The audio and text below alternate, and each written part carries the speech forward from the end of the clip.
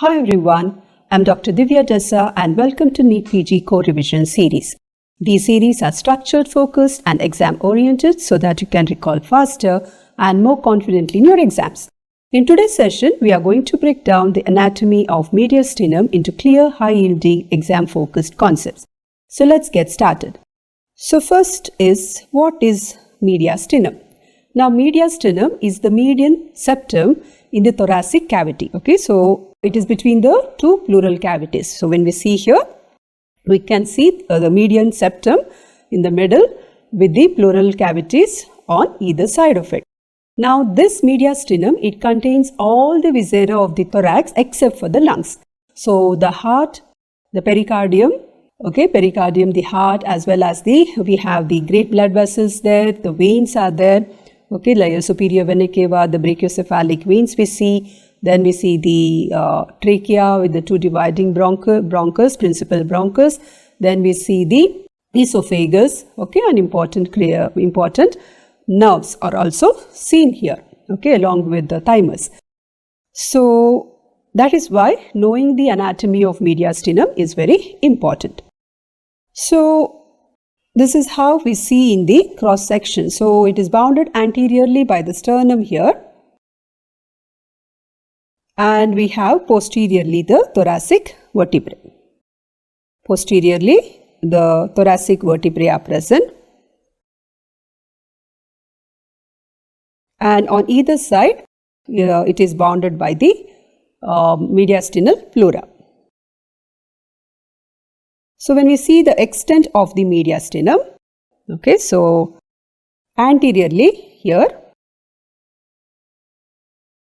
we have the sternum, the entire length of the sternum, and posteriorly we have the thoracic, all the bodies of the thoracic vertebra. Bodies of thoracic vertebra. Superiorly here we have the thoracic aperture, the superior thoracic aperture, and inferiorly we have the diaphragm, and laterally on each side there is the mediastinal pleura. So this is the boundaries of the entire mediastinum. Now for descriptive purpose, we divide this mediastinum into further subdivisions. So what are the subdivisions of the mediastinum and how do we divide it? So for this division, we draw an imaginary plane. So where is this imaginary plane now? It extends from the sternal angle. So anteriorly from the sternal angle, that is at the level of where the manubrium sterni and the body of the sternum form a joint, right? So manubrium sternal joint, that point is the sternal angle, and from there the plane extends up to the lower border of the T4 vertebrae. So lower border of body of the T4 vertebra. So this is the imaginary plane, and this imaginary plane divides this mediastinum into superior and an inferior mediastinum. So this entire thing is the inferior mediastinum. And this inferior mediastinum further by the pericardium, so pericardium which encloses the heart is divided into three parts. So the portion in front of the pericardium, we call it as the anterior mediastinum. The pericardium where it is present enclosing the heart, that portion will be the middle, and behind the pericardium will be the posterior. So here a very narrow part will be the anterior mediastinum. This is the middle mediastinum. And here will be the posterior mediastinum.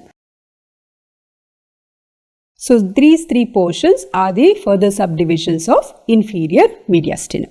So now coming to the superior mediastinum. Now when we see the superior mediastinum, so how do we define the boundaries? So we already know the superior mediastinum is above the imaginary plane drawn from the sternal angle up to the lower border of T4. So when we see the boundaries, anteriorly it will be the manubrium, the manubrium sterni. Posteriorly will be the bodies of upper 4 thoracic vertebrae. Okay, bodies of T1 to T4. Okay, upper 4 thoracic vertebrae. Above will be the superior thoracic aperture. And below will be the imaginary plane. So, this is the imaginary plane. So, that is the boundaries of superior mediastinum. So, what do this superior mediastinum, and of course on either side laterally there will be the mediastinal pleura. So, now moving on to what are the contents of the superior mediastinum. So, when we see the cross section of the superior mediastinum, we see many structures there, which includes arteries, veins, nerves, tubular structures, okay, 2 tubular structures, as well as lymphoid organ and lymphatics, okay, and nerves. So, these are, as well as muscles. Muscles are also present there. So, artery, vein, nerves, lymphatics and lymphoid organs, 2 tubes, as well as muscles are present. So, when we see one by one, okay, so from anterior, now this is the anterior and posterior, we will try to see one by one. And first is the muscles here, which we are seeing just behind the sternum. We see 2 muscles. One is the sternohyoid. This is the sternohyoid muscle, and behind that will be the sternothyroid muscle. Sternothyroid muscle. And posteriorly we will see one more muscle, that is the longus colli muscle.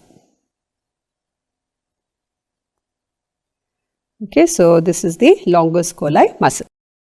So, like this we see 3 muscles. Then coming to the next behind that, we will see the lymphoid organ, that is thymus. And other structure belonging to the lymphatic system here is, we see the thoracic duct. Thoracic duct.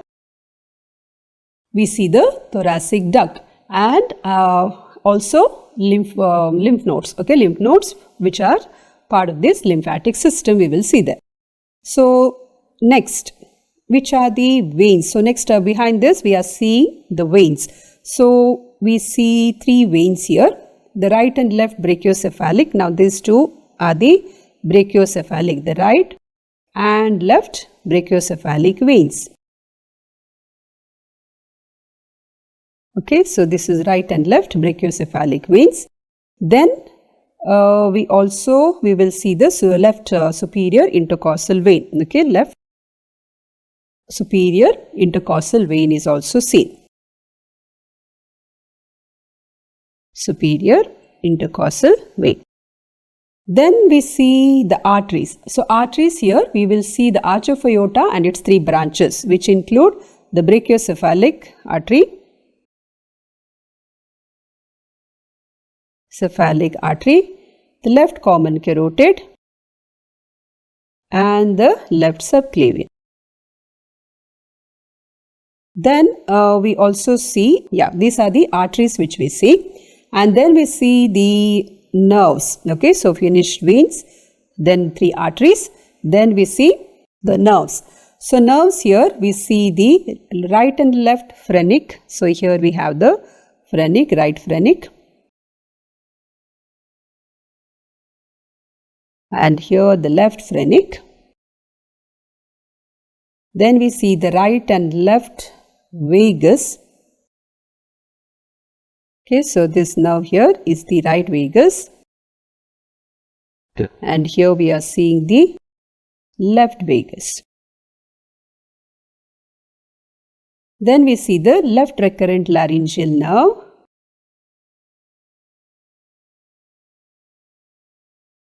Then we see the left recurrent laryngeal nerve as well as the right and left sympathetic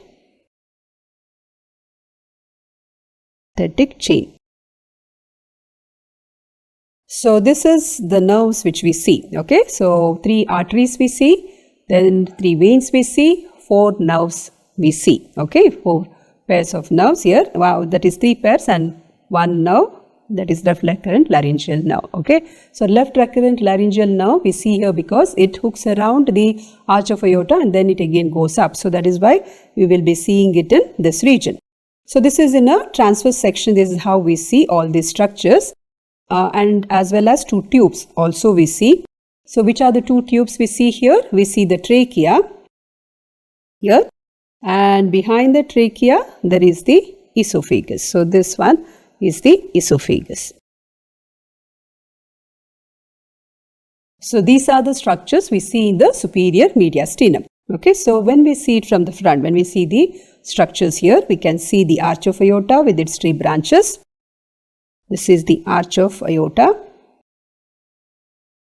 We can see the superior vena cava formed by the right and left brachiocephalic here. Okay, right and left brachiocephalic. Cephalic veins. The right vagus. The right vagus. This is the left vagus. This is the left recurrent laryngeal nerve. Recurrent laryngeal nerve. Here we see the esophagus and the trachea. So these 3 will be the brachiocephalic artery, the left common carotid and left subclavian. Okay, so the left common carotid and left subclavian. So these form the contents of the superior mediastinum. Here one more thing we have to you have to know is there is a potential space in the superior mediastinum. So if you observe, all the large veins are towards the right and all the large arteries are towards the left. Okay, in the superior mediastinum. So whenever there is increased blood flow, okay, increased blood flow, these veins will expand, but the arteries will not expand. Okay, so the air will be expanding very enormously, the large veins. So they will expand in that space, in the right space. Okay, so there is sufficient dead space on the right side and they are able to expand. Whereas the arteries, they cannot expand there because of the less amount of space in that region. So there is a potential dead space in the right side, which is filled with the connective tissue. So because of which, because there is a space, sometimes the tumors, okay, the tumors will extend into these tumors of the mediastinum. Since there is a space, these tumors will extend into this region. So you should know that the right side, there is a potential space, basically to allow the veins to expand.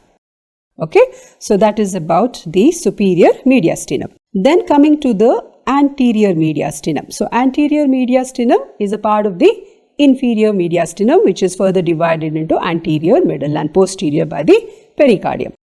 So now when we see here anterior mediastinum, the boundaries include anteriorly, what do we have? The body of the, so this inferior mediastinum is the portion below the imaginary plane. So when we take the anterior mediastinum, only this portion forms the boundary. So this is the sternum. That is the body of the sternum. Body of sternum is anterior. Posteriorly, there is the pericardium with the heart. Pericardium enclosing the heart. Okay. And superiorly, the imaginary plane here, this is the imaginary plane is present, the transverse plane, and below will be the diaphragm. So this is the diaphragm here, which is diaphragm, which forms the inferior boundary. And on each side, there is the mediastinal pleura. So that is the boundary of anterior mediastinum, and anterior mediastinum is very narrow. Okay, so what is there? The main content there is basically loose areolar tissue, and there are about a few lymph nodes. So when we see the contents, so when we come to the contents of the anterior mediastinum, it has mainly loose areolar tissue. Okay, and then we see a few lymph nodes, 3 to 4 lymph nodes is seen. Then there is superior and inferior sternopericardial ligaments, okay? Superior and inferior sternopericardial, which will be anchoring the pericardium there. So, superior and inferior sternopericardial ligaments are present there. And then we also see the mediastinal branches of internal thoracic artery. Mediastinal branches of internal thoracic artery. And in children, we can also see the lower part of the thymus here, okay, small portion of thymus, because in children the thymus is very large. As age advances, okay, as we age, so the thymus atrophies. So we see in children the small portion of thymus also. So these basically form the content. So important here is the lymph nodes, the sternopericardial ligaments, and a part of thymus in children. So here, since it is a, as I said, it is a very narrow space. So anterior mediastinum is very narrow.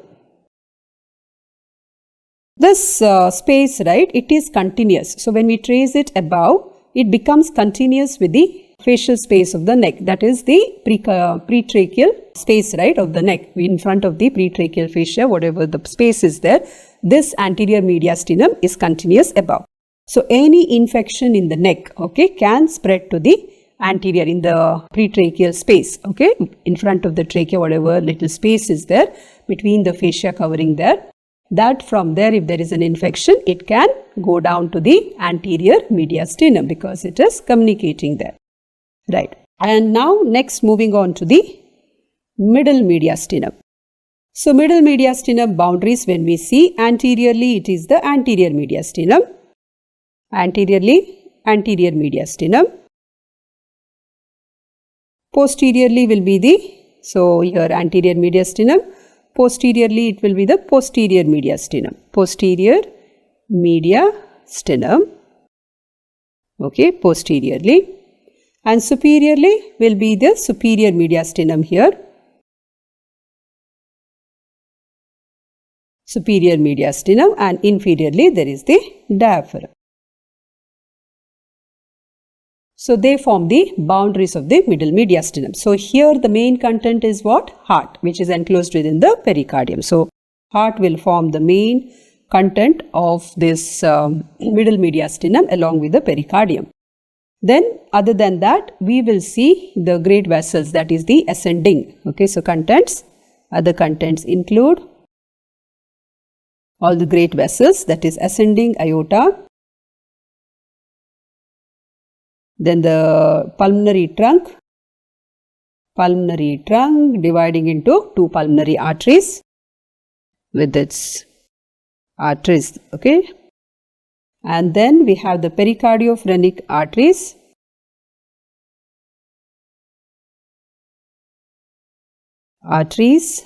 and veins include the superior vena cava, the lower part of the superior vena cava, okay, just before it opens into the right atrium. Then azygous vein terminal part can be seen there, which opens into the superior vena cava, and pulmonary veins. Okay, pulmonary veins, these are the veins we see there. And nerves include the phrenic nerve, which will be going down towards the diaphragm. So phrenic nerve, right and left phrenic nerves, and deep cardiac plexus are seen. Lymph nodes in this region include the tracheobronchial group of lymph nodes, and the tubes. We see the bifurcation of the trachea. Okay, among the tubes, the bifurcation of trachea as well as the that is into right and left principal bronchi. So these structures are seen in the middle mediastinum. Okay, so this is the thing. So here we are seeing the heart enclosed by the pericardium. So this is the pericardium. So we are seeing the ascending aorta,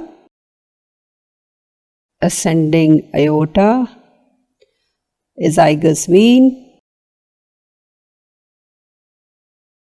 This is the superior vena cava. Here the pulmonary trunk, pulmonary arteries,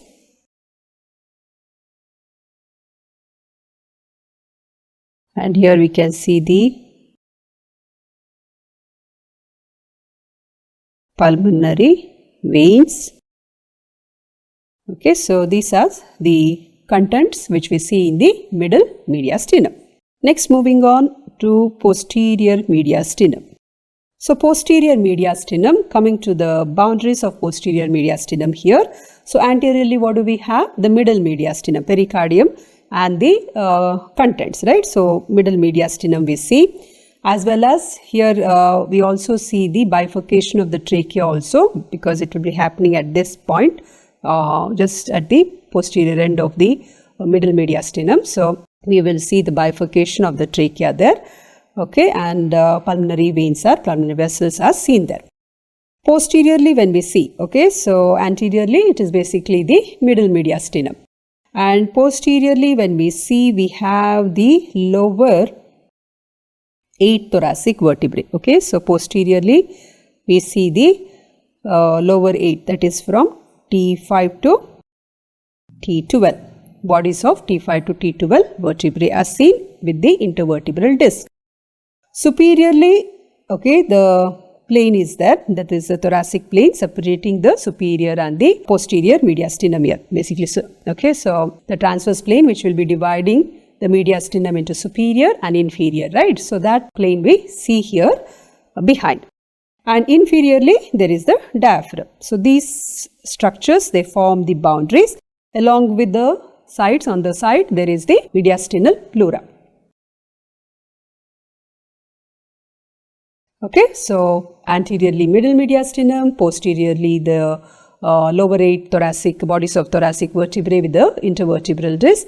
Above there will be the superior mediastinum separated by the transverse plane, and below is the diaphragm. That's it. Okay, and laterally there is the mediastinal pleura. So that forms the boundaries of the posterior mediastinum. So what are the contents of the posterior mediastinum? So here we will see the esophagus,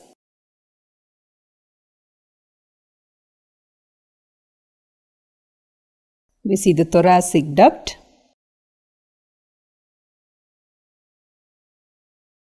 descending thoracic aorta. So this is the descending thoracic aorta, and its branches will be seen. We will see the azygos, hemiazygos. Okay, so here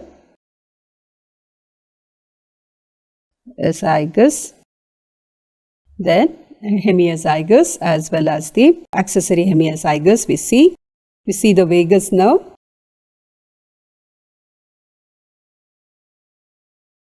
okay, vagus nerve.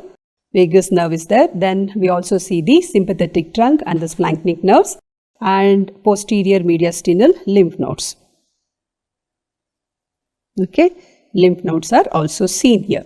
So these are the major contents. So mainly here the esophagus, the descending thoracic aorta, they form the main contents here. Coming to the clinical aspects of mediastinum. Okay, so coming here, there are many conditions we see in relation to mediastinum. So one is mediastinitis. So we know that itis means inflammation. So this is the inflammation of the connective tissue in the mediastinum. Okay. So here what happens, now this mediastinum is continuous with the facial spaces in the neck, that is the pretracheal space as well as the retropharyngeal space, okay, pretracheal and retropharyngeal spaces. So these spaces, they extend below into the mediastinum. So if there is any infection in these neck spaces, that can go and infect the connective tissue in the mediastinum, resulting in mediastinitis. So that is one condition we see. Next condition we see is subcutaneous emphysema. Okay, subcutaneous emphysema at the root of the neck. So In subcutaneous emphysema, now that we know that the structures that make up the mediastinum, okay, so whatever structures are present in the mediastinum, they are all embedded within the loose connective tissue, okay. So, and that loose connective tissue goes up to the root of the neck.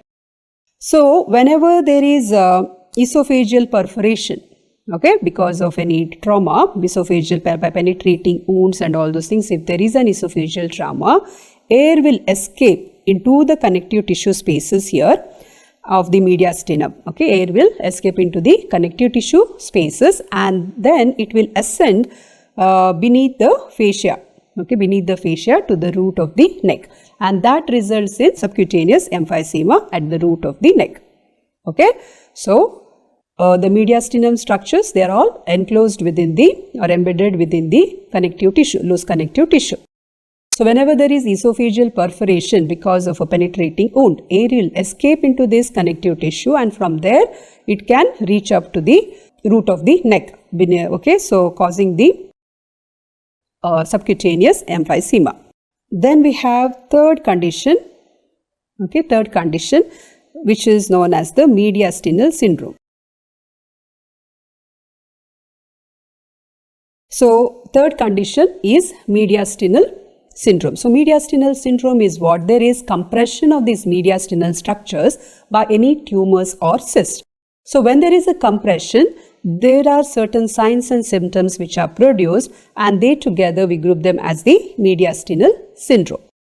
So, how does the compression occur? Okay, so the compression mainly will be by the bronchogenic carcinoma, then we have aneurysm of the aorta, enlargement of the lymph nodes there, mediastinal lymph nodes, and as in Hodgkin's disease, okay. So, bronchogenic carcinoma, then aortic aneurysms, then enlargement of mediastinal lymph nodes as in Hodgkin's lymphoma, all these things can cause a compression on the structures present in the mediastinum. So, because of this, there are certain symptoms which are produced, okay. So, first thing we see is the engorgement of veins, okay, engorgement of neck veins, okay, upper half of the body, not only the neck region, we also see in the upper half of the body, okay. And why do you think that is? Because there is obstruction on the, there is compression on which part? The superior vena cava, yes. So, superior vena cava, there is compression because of which there is obstruction in the flow of blood, that is the venous blood coming to the heart, and because of that the veins are engorged in the upper body region, okay, in the neck region as well as in the upper body. So, engorgement of veins we see due to obstruction of superior vena cava. Second thing we see is dyspnea. So, dyspnea is basically difficulty in breathing, right. So, when do we see the difficulty in breathing? What structure is compressed if we are having difficulty in breathing? Yes, the trachea is compressed. Then we have dysphagia. So, dysphagia, so yes, the esophagus is compressed, compression, that is difficulty in swallowing is there. And then we also see hoarseness of voice. So, this is because of compression of the nerve supplying the larynx. So, which is that nerve? Left recurrent laryngeal nerve. So, recurrent laryngeal nerve compression will lead to hoarseness of voice. Then, so we also see the erosion of vertebral bodies. Vertebral bodies of the thoracic vertebra. This is basically because of the pressure of these tumors over the vertebral column. So, these all together, these symptoms together, we call it as mediastinal syndrome. Then we have the fourth condition here, which we call it as widening of mediastinum. So, this widening of mediastinum, we can see it in a radiograph, okay, basically when there is cardiomyopathy, okay, enlargement of the heart, in cases of congestive heart failure, the mediastinum becomes widened. And sometimes if there is any laceration of the blood vessels present there, then there is hemorrhage, and because of which also the mediastinum gets widened. And we also see when during the massive enlargement of these mediastinal lymph nodes, or due to cancer, or maybe because of a lymphoma. Okay, and this will cause again widening of the mediastinum. So usually the main cause of widening of mediastinum is the enlargement of heart, secondary to congestive heart failure, right? So in the inferior mediastinum we see this. That is the thing. And next we see is the mediastinal shift. So mediastinal shift usually occurs, okay, so this is basically due to pathology of the pleura and the lung, okay. So here the pathology is not in regards to the viscera which is present in the mediastinum, it is the neighboring viscera. Which is the neighboring viscera there? The lungs and the pleura. So the mediastinal, the shift occurs towards the side of the disease, okay. So you have to understand here, the mediastinal shift is towards the side of disease. Okay, so towards the diseased side. So this is due to the reduction. So when there is a disease, there is reduction in the lung volume, okay, and decrease in the intrapleural pressure. So there is decrease in the intrapleural pressure and there is reduction in the lung volume, which will lead to collapse of the lung and atelectasis. So this causes the mediastinal shift, okay, towards the affected side.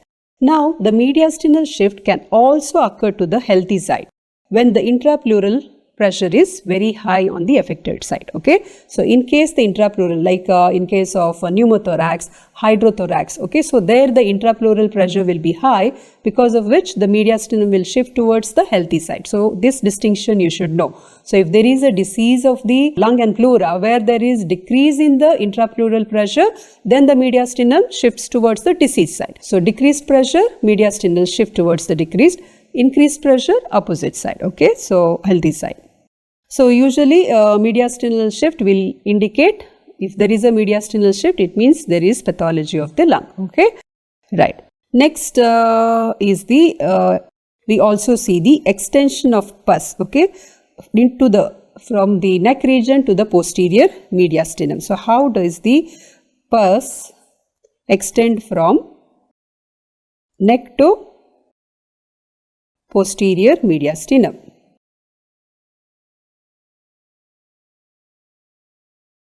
So the posterior mediastinum through the superior mediastinum is continuous to which space behind? It is to the retropharyngeal space, okay. So because of that, any infection in that space, in the retropharyngeal space, it can come down. The pus can trickle down from that region to the superior and then come to and collect in the posterior mediastinum. Then there is also extension of this pus from the posterior mediastinum to the thighs. Now how is this? Okay, to the thigh region. Yes, so here it is basically through the psoas sheath. Okay, so from the posterior medium, so whenever there is an infection, it can easily enter the psoas sheath. Okay, it will enter the psoas sheath and then it will track down to the thigh region. That is basically in the femoral triangle region. We will see the collection of pus. So this is about the anatomy and the clinical aspects of mediastinum. So let's now look at some of the image based MCQs. So the plane here, the plane shown divides the mediastinum into, so the plane is the imaginary plane from the sternal angle up to the lower border of T4, right? So what does it divide? It divides it into superior and inferior mediastinum. So B is the right answer. The label structure anterior to trachea. So it is one of the arteries. It is marked. So it is here, the arteries are brachiocephalic arteries. So that is the right choice there. Next, the label structure is most likely. So the label structure here is the esophagus. So you can see it here entering into the abdominal cavity here. So this is the esophagus. This is the descending aorta.